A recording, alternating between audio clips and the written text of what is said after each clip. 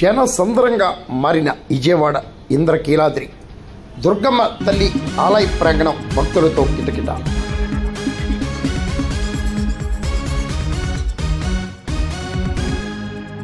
విజయవాడ ఇంద్రకీలాద్రి క్షేత్రం జనసంద్రంగా మారింది. శుక్రవారం దేశ నలుమూలల నుండి వేలాదిగా భక్తులు అమ్మవారి దర్శనాలకు తరలి వచ్చారు.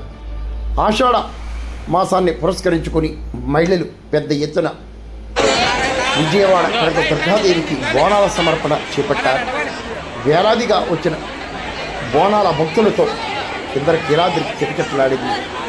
మరి అమ్మవారికి మహిళలు సమర్పిస్తున్న బోనాల వేడుకలు మీరు దర్శించండి.